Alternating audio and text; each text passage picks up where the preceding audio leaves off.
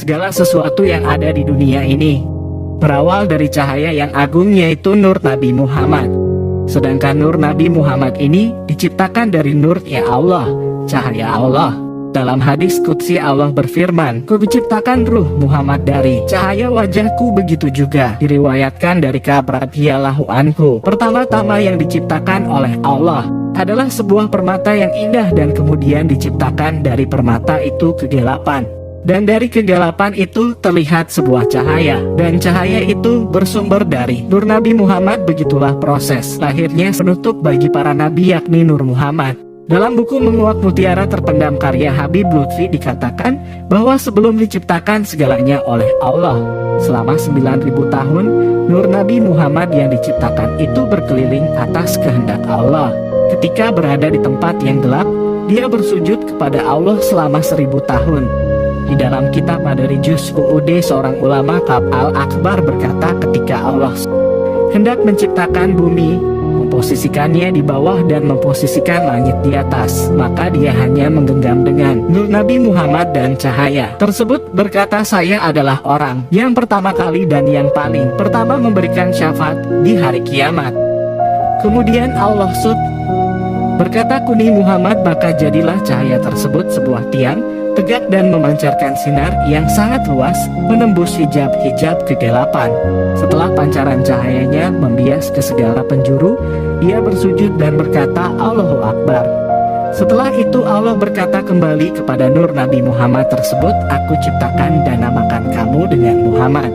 Dan dari cahayamu aku mulai menciptakan segala makhluk, dan darimu aku akhiri seluruh para rasul." Kemudian Allah membagi cahaya itu 4 bagian. Allah ciptakan Lauhul Mahfud dari bagian pertama, lalu kalam dari bagian yang kedua. Allah berfirman kepada kalam, "Tulislah." Maka bergetarlah kalam 1000 tahun karena kedahsyatan kitabullah. Lalu kalam berkata, "Apa yang harus aku tulis?" Allah berfirman, "Tulislah la ilaha illallah Muhammadur Rasulullah." Lalu kalam diberi petunjuk tentang ilmu Allah yang berkaitan dengan makhluk.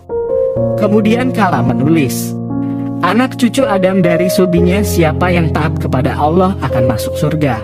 Siapa yang maksiat kepada Allah akan masuk neraka. Umatmu, siapa yang taat kepada Allah masuk surga, siapa yang maksiat kepada Allah akan masuk neraka. Umat Ibrahim, siapa yang taat kepada Allah masuk surga, siapa yang maksiat kepada Allah akan masuk neraka. Umat Musa, siapa yang taat kepada Allah masuk surga, siapa maksiat kepada Allah akan masuk neraka.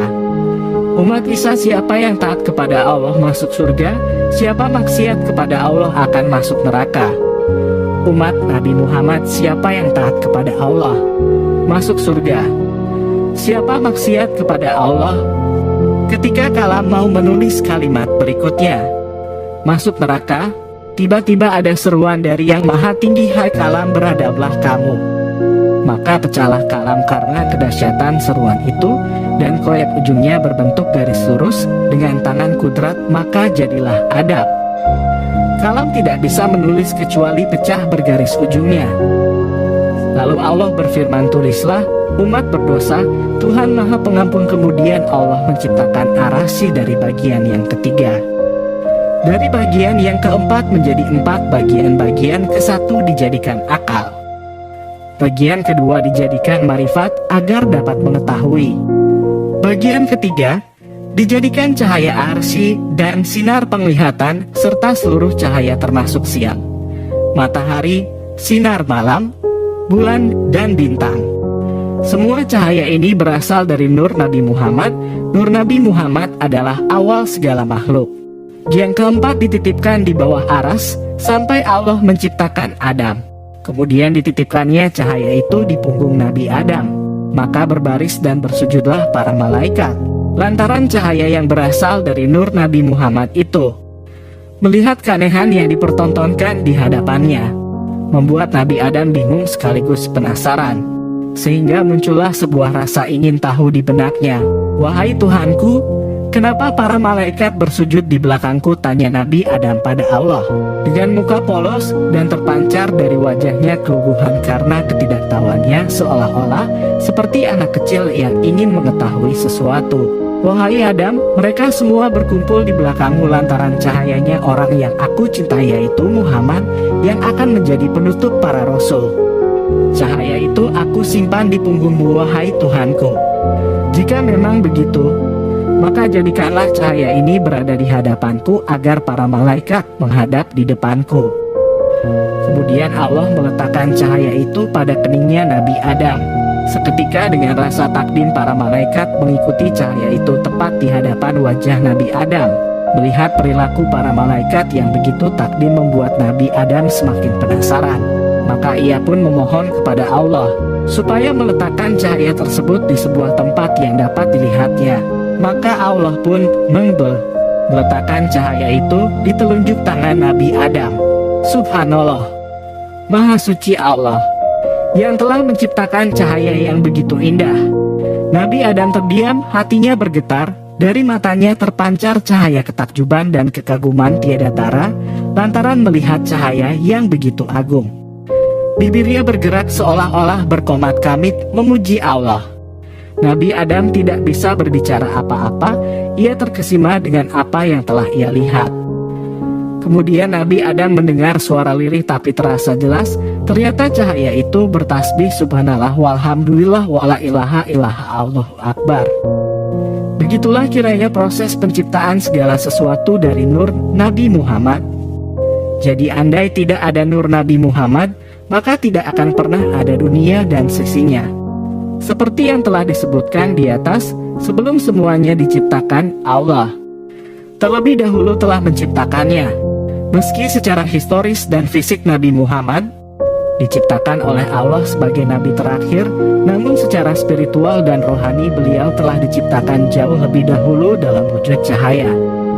Sebelum nabi-nabi lain diciptakan, bahkan jauh sebelum diciptakannya alam semesta dan seisinya. Nur Nabi Muhammad inilah yang kemudian mendasari seluruh ciptaan Allah di muka bumi dan disebut juga sebagai hakikat atau ruh Nabi Muhammad. Sebagaimana sabda Nabi Muhammad dalam sebuah hadisnya, hal pertama yang diciptakan Allah adalah cahayaku. Hal pertama yang diciptakan Allah adalah kalam. Hal pertama yang diciptakan Allah adalah akal. Pernyataan Rasulullah dalam hadisnya perihal ciptaan Allah pertama kali itu nampak berbeda-beda. Namun, seperti dikatakan oleh Syekh Abdul Qadir Al-Jailani, seorang Sultanul Aulia, dalam kitabnya Al-Asrar wa Mahsar Al-Anwar, yang dimaksud dalam hadits tersebut adalah sama, yakni tentang Al-Hakikah Al-Muhammadiyah, hakikat kebenaran tentang Muhammad. Syekh Abdul Qadir kemudian menjelaskan lebih lanjut soal hakikat nur Nabi Muhammad ini.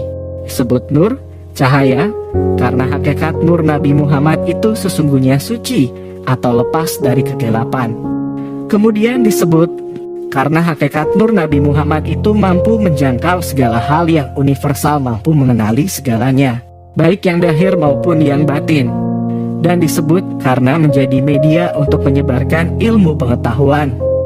Dari penjelasan Syekh Abdul Qadir di atas, bisa dipahami bahwa hakikat nur Muhammad sesungguhnya merupakan anugerah dan ciptaan Allah untuk menerangi, memahami dan menebarkan makna kehidupan.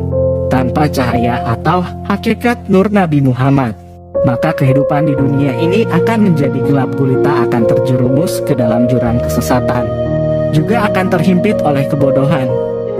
Nur Nabi Muhammad menurut Syekh Abdul Qadir merupakan intisari kosmos, alam semesta, awal mula segala yang ada di dunia. Nabi Muhammad sendiri dalam sebuah hadisnya juga bersabda, "Aku berasal dari Allah dan sekalian yang lain berasal dariku." Lewat hadis yang dikutip oleh Syekh Abdul Qadir ini menunjukkan bahwa cahaya dan nur Nabi Muhammad sesungguhnya adalah sebuah perantara antara Allah dan makhluk-makhluk yang lain.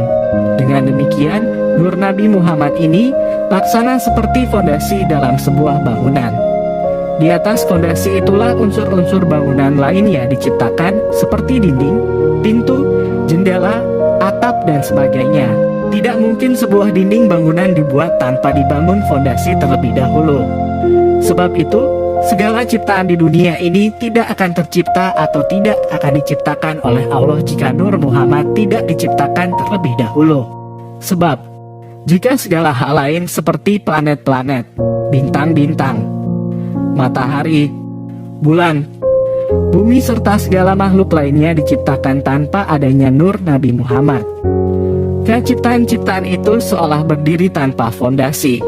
Tentu Allah, dengan segala kemahakuasaannya, bisa saja menciptakan segala hal tanpa Nur Nabi Muhammad. Namun Allah tidak mau. Dia justru menghendaki bahwa sebelum menciptakan segala sesuatu, terlebih dahulu Dia menciptakan Nur Nabi Muhammad sebagai asas dan dasar dari seluruh ciptaan di semesta raya ini. Kenapa mesti begitu? Ya tentu hanya Allah sendiri yang tahu. Kita sebagai makhluknya tidak bisa menjangkau apa sesungguhnya yang dikehendakinya.